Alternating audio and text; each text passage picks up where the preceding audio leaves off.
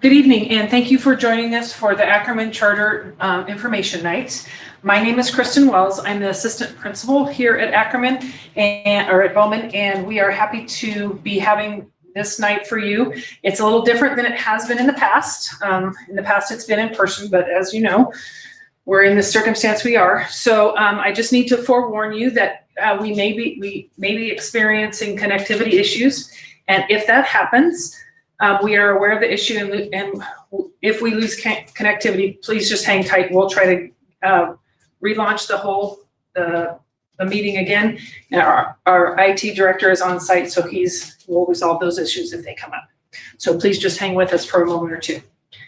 If you have questions on tonight's presentation or questions in general, you can go to the Bowman website tonight, click on our school, and then click on Enrollment. Right above the YouTube tab under Enrollment, there is a Charter Information Night question form that you can fill out and submit questions tonight, and at the end of our presentation, we'll be answering those questions. We'll read those questions aloud and then answer them. We'll also be posting the answers to those questions on our website. We are recording this presentation tonight, so if you have questions and want to refer back to it, you can do that. Or if you have friends that were unable to log on or be here tonight, you can share that with them, and they can view that from our website as well. Okay. Let me just say that if that doesn't answer all your questions, please just call us or email us, and we'll answer the questions that you have on the phone. That might be the easier way when you come to the question. So I'm going to start tonight with why Bowman. Why do you want your kids to come to Bowman? We are the oldest school in Auburn. We are 125 years this year, so it is our 125th anniversary of learning. We were built in 1895, and we've been moved a couple of times, but we now reside right here on Bowman Road. We have a very strong tradition. We have a very strong culture, and our culture is built around inclusion and caring for everyone. So we really try to instill that every day through our social emotional learning, through our expectations of kids and how they treat each other. Our teachers are very, very strong. We have programs for all age levels that build kids not only academic foundational skills, but their social foundational skills as well. We perform very well on all assessments, statewide assessments. Any of those assessments, you can visit the California dashboard and see those results there. As a parent, we know that it's extremely important for you to be part of the educational process. So we really strive to include you in our classrooms, include you in our programs, include you in any way that we can. So we encourage you to volunteer. Maybe you can volunteer on a weekly basis. Maybe you can volunteer once a month in your child's classroom, but we really encourage you and want you to volunteer because you're what helps make our program strong. You are obviously welcome to come on field trips, to help us with fundraising, to participate in our parent-teacher organization, to participate in the Bowman Educational Foundation, which all of those support our programs in many different ways. They've helped us purchase technology. They've helped us purchase playground equipment. They've helped us purchase uniforms for our athletic teams. All of those pieces joined together are what make us strong and what make us Bowman. We have co-curricular programs for our middle school, for our TK through 8 students. Those include PE for every TK through 8 student. We have music, we have band, we have drama for our middle school students, but music and band are for our TK through 8. Our drama student program is for our middle school students. We have an art docent program where we teach students about art history and art characteristics and really develop that as well. We have extracurricular programs, athletics for our middle school students, flag football, girls volleyball, basketball, boys and girls, soccer, boys and girls, cross country, track, trying to think of anything else. So we have lots of different programs. And we our cross-country program does go down to 4th grade, so our 4th graders participate in that as well. We offer one-to-one Chromebooks for our students TK through 8. In previous years, that's been down to 2nd grade, but with the transition to distance learning, we've had to bump that up, and now we have one-to-one Chromebooks TK through 8, which has been a lifesaver for us and for kids to be able to continue their learning experience. We have these beautiful machines right here. They're called BenQ boards, are what are installed in every single classroom. They are what allow our teachers to do some presentations and unique activities, interactive activities on that. Our teachers are mic'd every day, so the overhead microphone system to help all students reach or hear their teacher no matter where they're sitting in the classroom. So they could be in the back, they could be in the front, and all of those students get that same experience of hearing their teacher no matter where they're sitting. Let's see. We offer Kids Club, and Kids Club is a before and after school program that we take care of your students while you're at work, because we know that not everybody can pick up their child at 2:30 or 3 o'clock when school's out, or that they have to drop off students before school. So that is a wonderful program that supports us. If you have an older student, there's lots of interesting electives, and we try to keep those rotating so they're not always offering the same thing. In the recent past, we've offered forensic science, leadership, coding. I'm trying to think of some other things, forestry, lots of other different things for our program for our middle school kids to enrich their education. So you may ask yourself why we are a charter school. Well, when we opened in 1895, we were a public school, and we lasted there for over 100 years. And in 2009, we filed and got awarded a charter status. And the reason we did that is because we had declining enrollment. If you know anything about our district, we have about a 1.5 mile radius from our school site. 1 mile to 1.5 mile radius is our district, kind of roughly, not exact. So we were declining in enrollment. As you know, the Auburn area was growing. This side of town hasn't grown as quickly. So our enrollment was declining, which meant we were losing dollars. So we decided that I wasn't here at that time, but it was decided that we needed to provide parents choice. And so we could do that by a charter, having a charter school. What that basically means is that you do not have to go, if you're a charter student, you do not have to go to your home district and ask for permission to come to Bowman. So you can file the charter application, and we'll get into that in a minute, and then be accepted here without having to do that process. And that's really, at that point in 2009, when we became charter, that's what was happening. Your home district was declining those inter-district transfers, so we were losing enrollment. So a student may have gone here in 1st grade, they have to reapply for those inter-district transfers yearly, and in 2nd grade, the district may have said, nope, we're not doing that. We're denying you that access, so you could no longer come to Bowman. So this kind of circumvents that system. And really we did it because we needed to survive. So we were down to 100 and I believe 70 students in 2009, and now we're up around 585. So you can see the difference there. We operate solely as a public school. So any other school in the county, we adhere to those same standards. Our teachers are credentialed, just like it's required in every other public school.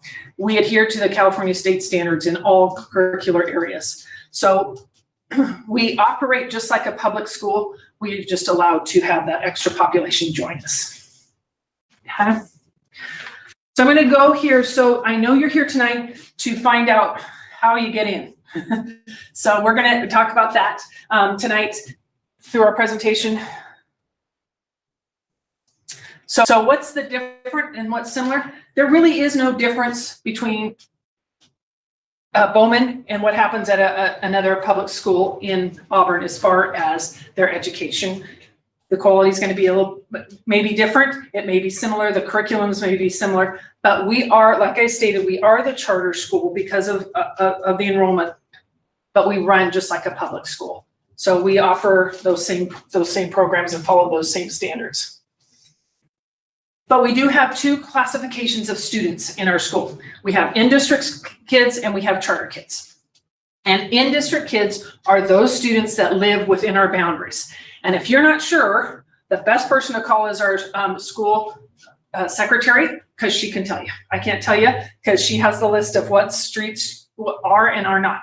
And because our boundaries are so not consistent, you may live on one side of the street and be in the district, and your neighbor across the street is not in the district. Because our boundaries are based on old farmland. And so that doesn't really adhere to the streets. So it's the best idea if you're thinking about purchasing a house near the district to call and make sure, because a realtors, they really don't know. And even though they may say you're in the district, you might not be just because you're on one side of the street or the other. Okay, so in-district students are all students living within our boundaries. And by law, because we are also a public school, we have to offer enrollment to those students that live in our boundaries. So if you live within our boundaries, you've called our school secretary and she said, yep, your house is within the boundaries, you don't have to apply for charter. You do have to fill out an enrollment packet, which is available online, but you don't have to apply for the charter. Okay, so now I'm going to talk about, and this is probably what most of you are here for, is the charter piece. And those are for any families that live in a county that touches Placer County or somewhere within Placer County, okay? And not within our boundaries. So anybody outside of our boundaries within Placer County or any county that touches Placer County, okay? Again, you don't have to go to your home school to get permission, but you do have to get permission from us to come here. And that's the charter application, okay? So in-district families can stay until they choose to go. And they say, well, this school really doesn't work for us. And you either move out of the district or you apply for inter-district and you want to go to another school in Auburn. That's fine. So our district students are here until they decide not to. Charter families must apply and enter a blind lottery system to receive a spot. That's the law, and we don't make any shortcuts. If we make shortcuts, we don't follow the process, then we lose our charter. Okay, and then we're back in the same boat. So charter families will only get in after all the district students have been placed. So then we know, so for example, we may have 15 in-district families that are in first grade, and we know we have 22 spots. So that would mean we'd have 7 charter spots.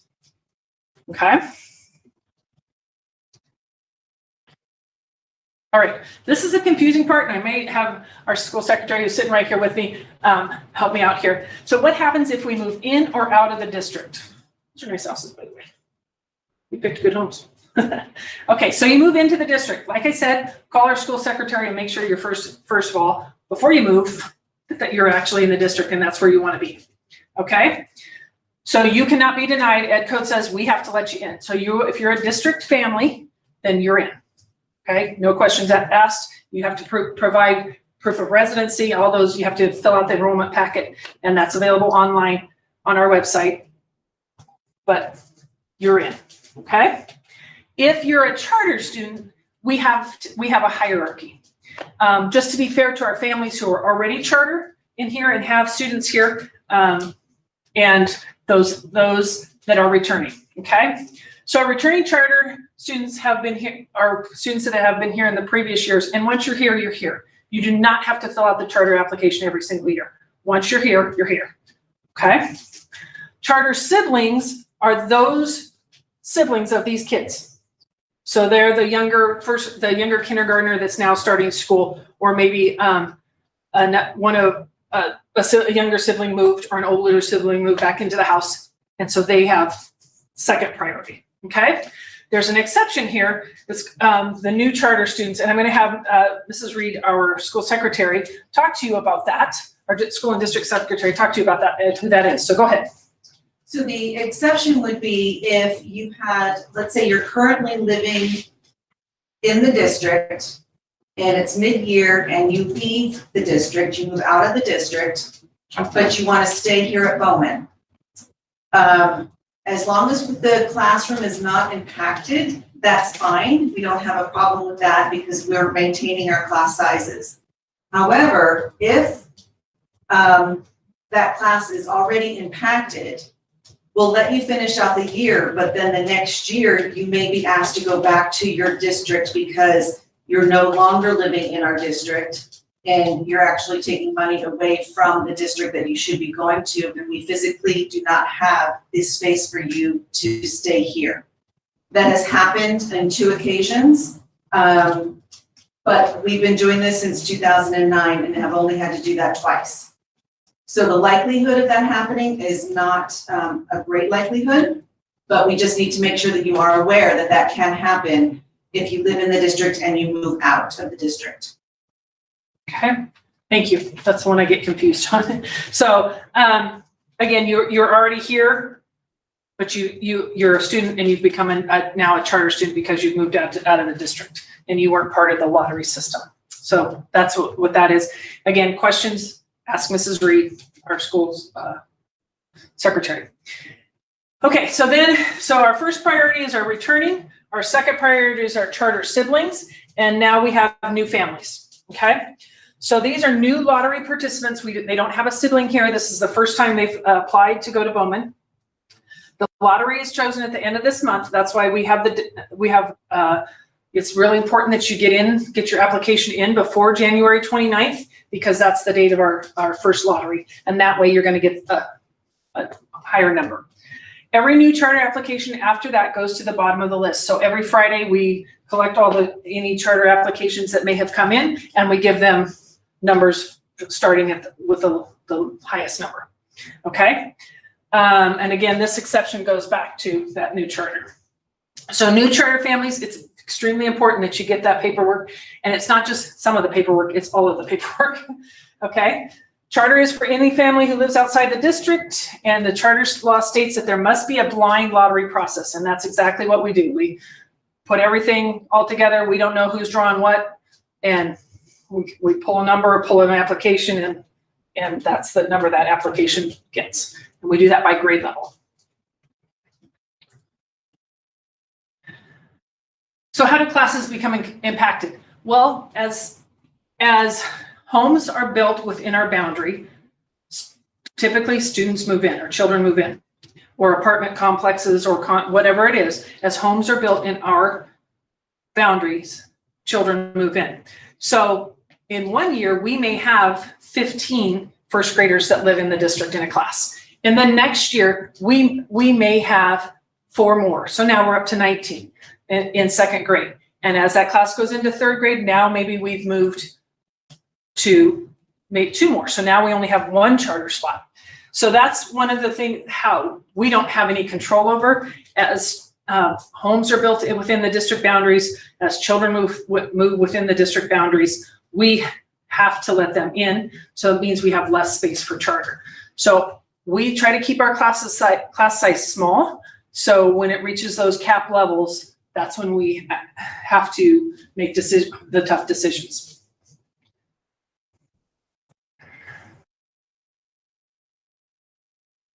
Okay, so, and as you may know, when this occurs, the last charter application that was approved is the first one to be rescinded. So we would have to ask that student, say, we don't have room for you, but you're the first one back in if room becomes available.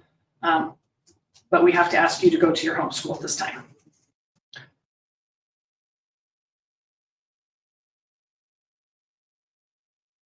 Did that. Okay. If we don't follow the district, the state guidelines for the charter, like I said, we lose our charter. Okay. We have to, as a charter school, we have to petition to continue to be a charter school every year.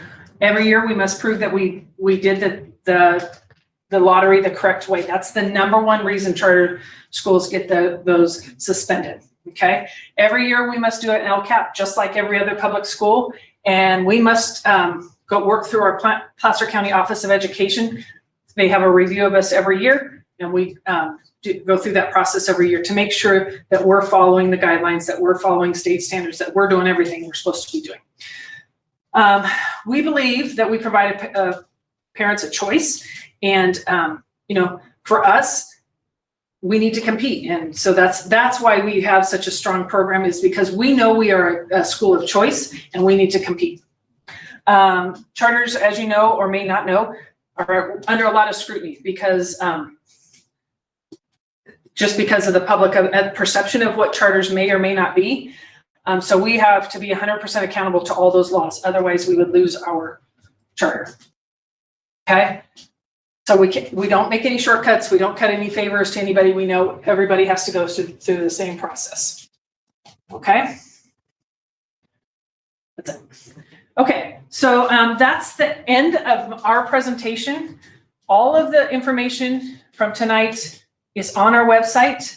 The application is on our enrollment application for district students. Enrollment applications and charter applications are available on our websites. If you were, for some reason, are unable to download those, please come to the school office. We have those available. We need to let you know that those packets must be completed. And when we say completed, to be part of the charter lottery, it means that all of the paperwork has to be completed. Birth certificates have to be included. Shot records have to be included. So all of those paperwork takes a little bit. If you live at my house, it might take a couple days to find everything. So please don't wait to the last minute, because you want to have your application in by January 29th, the first drawing. Okay. Oh, let me explain TK. Oh, did we have a slide that says that, right? Okay, you may have heard me say that we are a TK through 8th school. So that means transitional kindergarten all the way through 8th grade. Let me tell you what transitional kindergarten means. Transitional kindergarten was created because the state of California in the early mid 2000s decided that they needed to move the birth date back for kindergarten entrance. So they moved. It originally started, I believe, in December, and now the rest at September 1st. Or September 2nd, one of those two. Anyway, so in order to help those students develop, they created TK. So TK is for students that are born between September 2nd and December 2nd.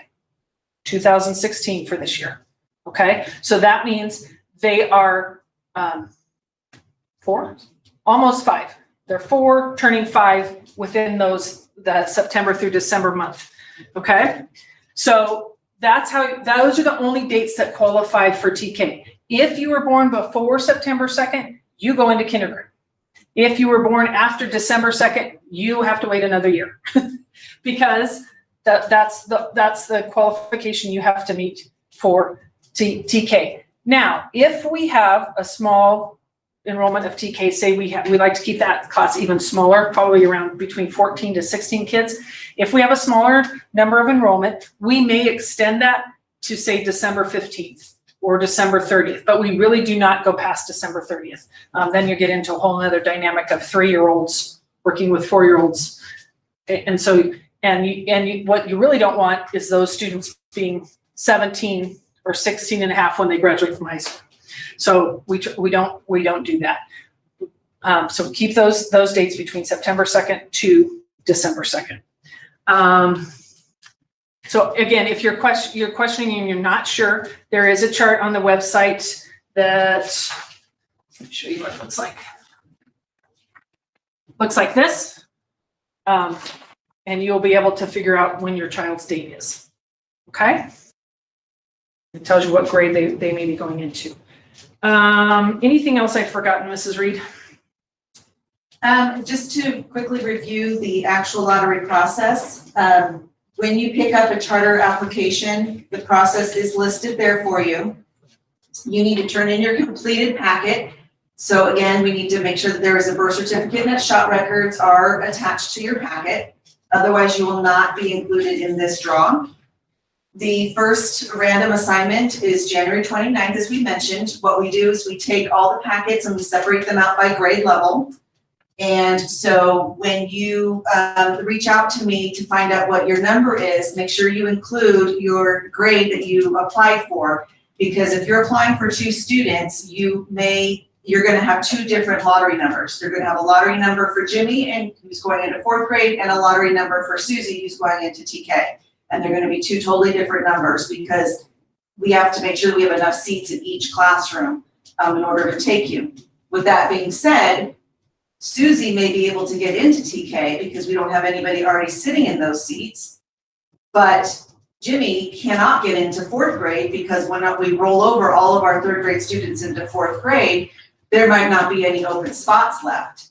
And so at that point, that becomes a family decision if you go ahead and put Susie into TK and just leave Jimmy at his current school. So just know that that can happen because we have to do it based on the seats in the classroom.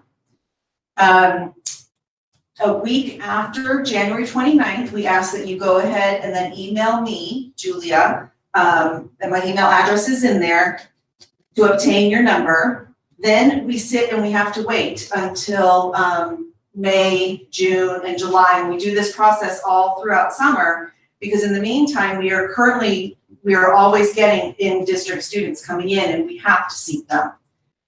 So starting in May, we roll over all of our current students into their new grade levels, and then we mark down and we see how many open spots we have. At that point, then we start releasing some to the charter, and we may release, for kindergarten, we may release them 5 at a time. But for the upper grades, it may be 1 or 2 at a time. So your friend who lives next door may have heard about that they got in and you haven't heard yet. And that's probably because you're further down the line and we didn't just go ahead and approve 20 kindergartners because who knows who's gonna come in the door tomorrow. So we ask that you're just patient, but I work all summer long, so feel free to email me at any time and I will respond to you as quickly as I can. We are open and honest with our numbers. We'll let you know exactly where we are because we know this is a big decision and that you're waiting and possibly have paperwork in at other schools, and we understand that, but we cannot fill the seats and get them over their numbers. So we ask that you are patient, but do continue to communicate with me all summer long, and I'll be there for you. I think that was okay. All that Mrs. Reed is really upfront. If we have 24 6th grade applications, which has happened, she'll let you know probably that even going into the summer that we are probably only going to have possibly 6 spots. So she'll email probably 10 of you that say, you know what, there's probably no chance that you're going to get in, and please go back to your home and enroll in your home district. And so she's really upfront with that. I know that she's had those conversations and sent those letters home. So we are very transparent. We want your kids here. We want to work with your family. And we really encourage you to keep trying, even if you don't get in this year, because you never know what happens. If you're not applying, then you don't get to play in the game. So keep trying. It may not happen this year, but it may happen in future years out. Did we have any questions? Currently, there are no questions. Okay. One more comment. If you are applying for kindergarten or TK, we do recommend that you still go ahead and apply at your in-district school in case we are not able to accommodate you. Then at least you already have a spot and you're not behind the ball game there for your district. So we do just remind you of that, but we hope to take as many people as we can. And it's really about being fair to our surrounding districts. It's unfair for them to not know that they possibly have your child coming until at the very last minute. And we understand that it sometimes is a last minute decision, but we like to work with our surrounding districts, and it's really not fair for them to be last minute. We do have one question. Okay. The question is, what time does our before school care begin and what time does the after school care end? 6. It is 6:30 a.m. is when they open, and they lock the doors at 6 p.m. Yeah. So they're there. They are really good about feeding the kids, have all kinds of different things for them to do. They offer a lot of time to do homework in the afternoon, so kids have their Chromebooks and they can help kids do homework. They do have that time set aside. So it's really a great program for families that need that extra support. Okay, and that is all. We don't have any questions. Again, if there's any questions, and I know a lot of times you'll walk out the door, you'll just turn the computer off and go, oh, I should have asked. Please call us, please email us. We're happy to talk to you anytime, and we can get you those answers. If I don't know the answer, I'll figure it out or find out as fast as I can and then get back to you or email Mrs. Reed. Again, thank you for joining us. We appreciate your interest. We would love to work with your family, and we look forward to receiving your application soon.